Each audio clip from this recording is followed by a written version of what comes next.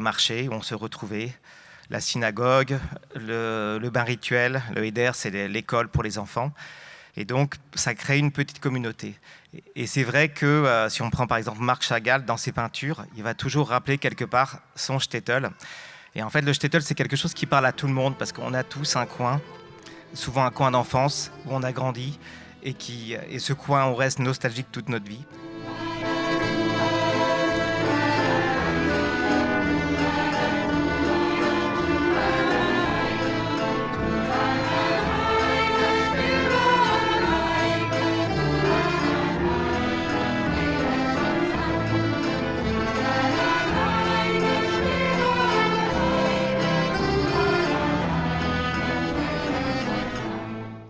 Le théâtre yiddish, c'est un théâtre qui inclut des chants et de la danse. En fait, l'idée, c'était d'avoir un théâtre très populaire qui parle à tous les spectateurs et pas à quelque chose de trop intellectuel.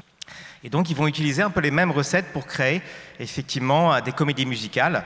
Broadway, on va les trouver aussi dans le cinéma. Le cinéma, on est au balbutiement des premiers studios. Ça restait encore un art forain, le cinéma, à cette époque.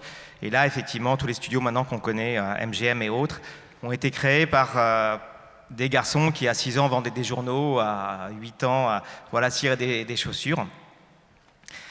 Et ce qu'ils cherchent à mettre dans leurs œuvres, en fait, c'est l'Amérique dont rêvaient leurs parents.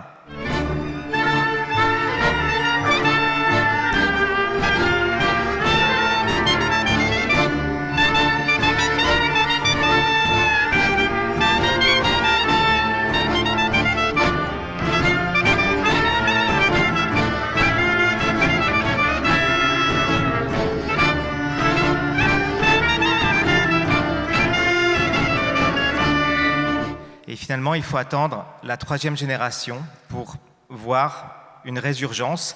Alors pour des personnes qui sont juives ou pas du tout, effectivement, de la langue yiddish, que ce soit à Vilnius, en Lituanie, effectivement, on a beaucoup d'étudiants qui n'ont aucune origine juive, qui se mettent à apprendre le yiddish.